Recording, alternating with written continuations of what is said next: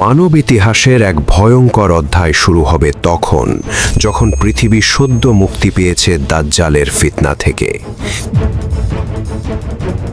তারপর মানুষ ভাববে হয়তো আজ থেকেই অন্ধকার সময় শেষ হয়ে গেছে, কিন্তু না, তাদের সামনে অপেক্ষা করছে আরও একটি ভয়ঙ্কর পরীক্ষা।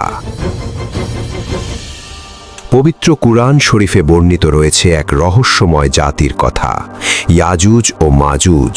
অনেক হাজার বছর আগে পৃথিবীতে তারা ছড়িয়ে পড়েছিল এক ভয়ঙ্কর তাণ্ডব চালিয়ে।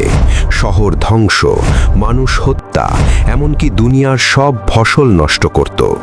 একদিন তাদের অত্যাচারে অতিষ্ঠ হয়ে একদল মানুষ সাহায্য চেয়েছিল এক ন্যায়পরায়ণ শাসকের কাছে। সেই শাসক ছিলেন জুলকরনাইন। তিনি পাহাড়ের মাঝখানে এক বিশাল প্রাচীর নির্মাণ করেছিলেন, যা লোহা ও গলিত তামা দিয়ে তৈরি। আর সেই প্রাচীরটি এতটাই শক্ত ছিল যে ইয়াজুজ মাজুজ তা ভেদ করতে পারেনি।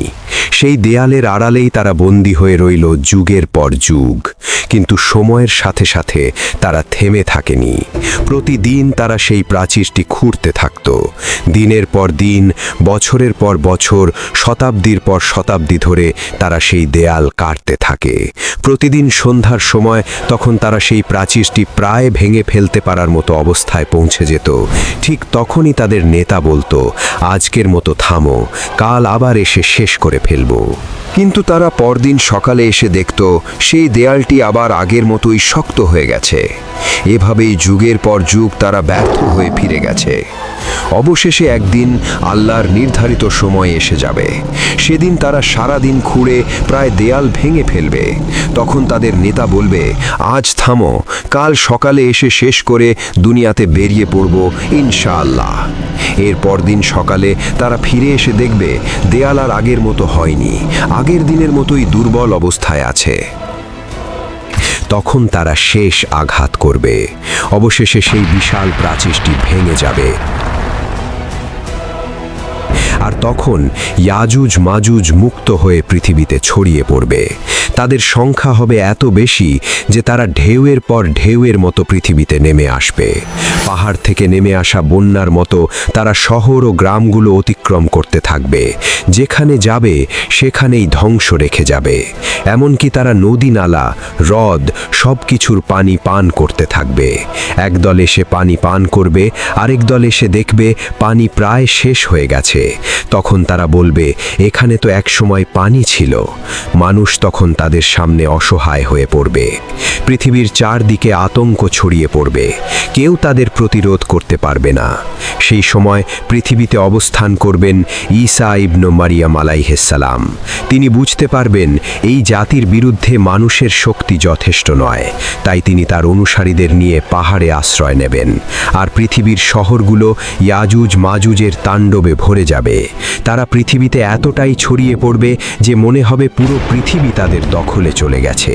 তারা অহংকারে আকাশের দিকে তীর ছুঁড়বে এবং বলবে, পৃথিবীর মানুষকে আমরা শেষ করেছি, এখন আকাশের লোকদেরও পরাজিত করব।